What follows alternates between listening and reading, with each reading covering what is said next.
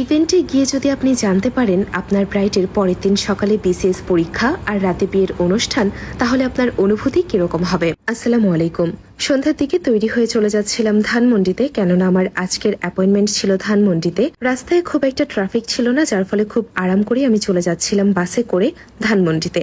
আর ধানমন্ডিতে নেমে আমি একটা রিক্সা নিয়ে চলে গিয়েছিলাম একদম সোজা আমার লোকেশনের উদ্দেশ্যে। আমার আজকের ইভেন্ট ছিল আফরিসানা আপুর পেজের, আর আমাদের ব্রাইড আপু ঠিক একদিন আগে আমাদেরকে বুকিং দিয়েছিল, যার ফলে খুব তাড়াহুড়োর মধ্যে ইভেন্টে গিয়েছিলাম, তেমনভাবে প্রিপেয়ার ছিলাম না।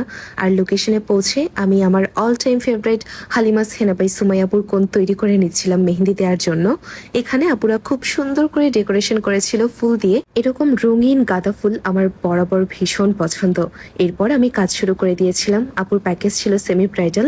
আপুর তেমন কোনো পছন্দ ছিল না, একদম আমার মনের মতো করে কাজ করতে বলেছিল, আর আমি তাই একটু সময় নিয়ে একদম ধীরে সুস্থে আমার মন মতো করে কাজ করছিলাম। সত্য বলতে একজন মানুষ কতটা জ্ঞানী সেটি তার কথায় প্রকাশ পায়। আমার আজকের যিনি ব্রাইড ছিল, ওনার প্রত্যেকটা কথায় আমি বুঝতে পারছিলাম একটা মানুষ ঠিক কতটা জ্ঞানী হতে পারে।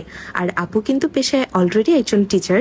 তবে এখানে অবাক করা আরেকটি বিষয় আমি জানতে পেরেছিলাম, যেটি হচ্ছে পরের দিন সকালে আপুর বিসিএস পরীক্ষা ছিল আর রাতের বেলা ছিল আপুর বিয়ের অনুষ্ঠান। তবে বিয়ে যেহেতু মানুষের জীবনে একবারই হয়, তাই আপু কোনো রকম কোনো কিছু মিস করতে চাচ্ছিলেন না। মেহেন্দি পরা থেকে শুরু করে গায়ে হলুদ এক রাতের মধ্যেই আপু সব কিছু এনজয় করেছিলেন।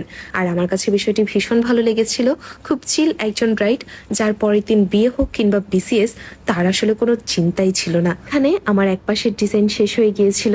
আপু খুব প্রশংসা করছিল আমার কাজের, কিছুক্ষণ পরপরই বলছিল, তুমি এত সুন্দর মেহেন্দি দিচ্ছ, খুব সুন্দর হচ্ছে। এটি হচ্ছে আপুর অপর পাশের ডিজাইন। সত্য বলতে আমি খুব একটা দেরি করতে চাচ্ছিলাম না, তাই তেমন কোনো ক্লিপস নেওয়া হয়নি। এই তো আপুর অপর হাতের সম্পূর্ণ ডিজাইন। এখানে আমি লুকিয়ে ভাইয়ার নাম লিখে দিয়েছিলাম। আপনারা কি নামটি খুঁজে পেয়েছেন? তাহলে কিন্তু অবশ্যই কমেন্ট করে জানাবেন। এই তো দুই পাশের ডিজাইন একসঙ্গে। আমার নিজের কাছে ব্যক্তিগতভাবে আমার কাজটি খুবই ভালো লেগেছিল। আপনাদের কার কেমন লেগেছে অবশ্যই কমেন্ট করে জানাবেন। আমি অনেকগুলো ক্লিপস নিয়েছি আপুর ডিজাইনের, আর আমার কাছে মনে হচ্ছিল আমি সবগুলোই ভিডিওতে অ্যাড করি, কিন্তু তাহলে ভিডিও অনেক বেশি লম্বা হয়ে যাবে। অযথা এত বেশি লম্বা না করি। মেহেন্দি দিতে দিতে ব্রাইড আপুর আম্মু অর্থাৎ আন্টির সঙ্গেও আমি অনেক গল্প করছিলাম। আন্টি খুবই ফ্রেন্ডলি ছিল। এই হচ্ছে আপুর ওপর পাশের ডিজাইন। আপু আমাকে একটা রেফারেন্স পিকচার দেখিয়েছিল ওপর সাইডের জন্য, কিন্তু আমি আমার মতো কাস্টমাইজ করেছি। আর কাজ শেষ করার পর আপু জাস্ট বলছিলেন, একদম আমার মনের মতো কাজ করেছো, ঠিক যেমনটা আমি চাচ্ছিলাম।